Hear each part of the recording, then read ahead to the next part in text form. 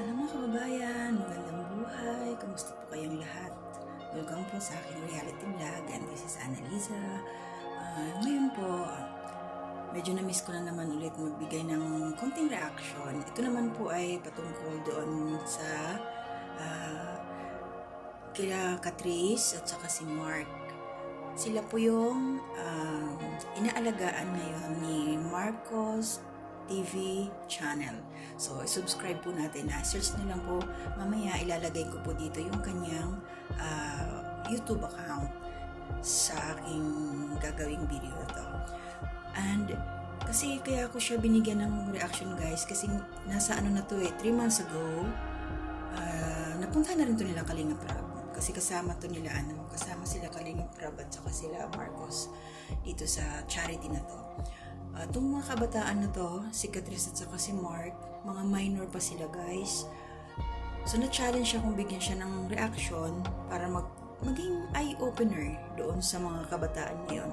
Kasi 13 years old lang sila, parehas. Nag-aaral din, nagkaroon na sila ng baby. So, sabi nga ng nanay ni Catrice, binabantayan naman nila, kumbaga puno ng pangaral, pero ano talaga, nasa bata na may katigasan din ng ulo. Siyempre doon sila sa edad na ang tawag dyan, naririnig dati sa lola ko, yung primer amor, yung unang tibok ng puso, yung mga ganun, hindi nila na-control. So ngayon, mahirap na ngayong buhay ng pamilya sa side ng lalaki, ganun din naman sa side ng babae, tapos nagka-baby pa. So nadagdagan, mas lalong naging mahirap. Kaya tayong mga kabataan itong mga kabataan ngayon, hindi na ako bata, mga kabataan ngayon, pag kayo pinagsabihan ng mga magulang, mga nanay, tatay, o mas nakakatanda sa inyo, hindi yung para sa ikakasama nyo, sumunod kayo.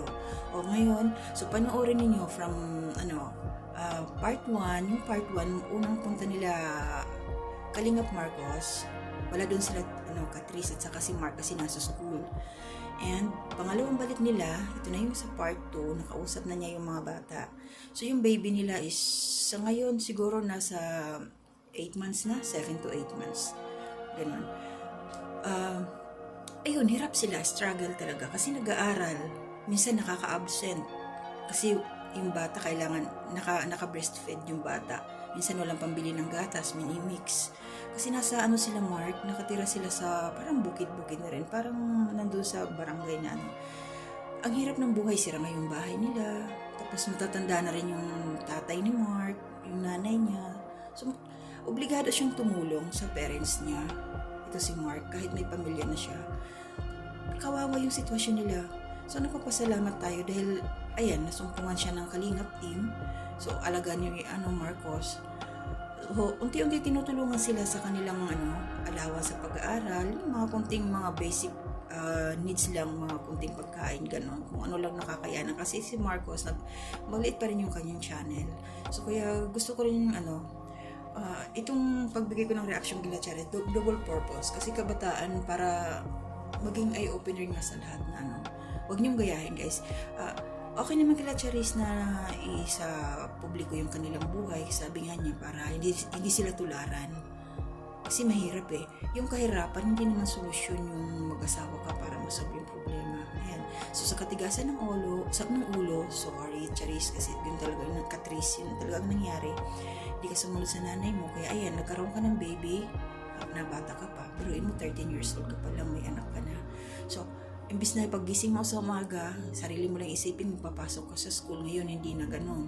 Nahihirapan na kayo. Minsan, madalas pa kayo mag-absent. Ano nga, sabi ng teacher, parang nagagalit na rin yung isang teacher niyo kasi madalas kayo wala. Tapos, ang financial, pamasahe, pagastos ninyo. So, ang hirap ng buhay, di ba? So, sa mga kabataan ngayon, guys, okay lang ma-inlove. Natural yan Pero huwag kayong papasok sa isang problema na darating ang araw, mahihirapan kayong solusyonan. Dahil hindi pa kayo, hindi pa kayo handa. Kami ang matatanda na may mga edad na nag-aasawa, nahihirapan pa rin sa buhay. Kayo pa kaya? Di ba? So, ayun. Panoorin niyo po guys. I-search niyo na lang po si Marcos TV channel. Nandun po yung buod ng kwentong ito tungkol kila Catrice at Mark. Sila yung mga batang minor de edad na nagkaroon na ng mga anak. karoon na ng anak, isa pa lang yung anak nila. Sana wag mo na masundan kasi mahirap.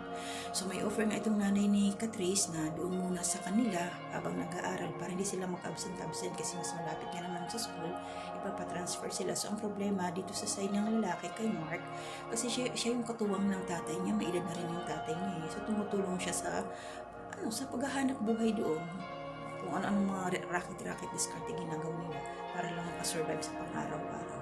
So yun, sana patuloy ang pag-guide sa kanila ni Marcos. Patuloy ito. So abangan natin ang abangan.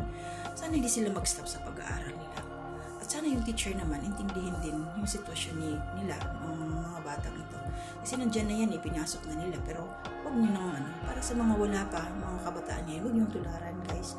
Kasi mahihirapan kayo. Unahin ang pag-aaral. Unahin kasi yun ang number 1. Bahala na pag nakagraduate kayo kung anong gusto nyo maging trabaho. Basta graduate na kayo. Ganun yun. Okay, salamat po.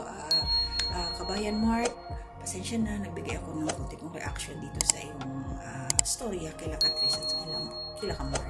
So, support po natin, pati yung asawa niya po, si Commander Marcos. Salamat po. God bless po sa ating lahat. Bye-bye.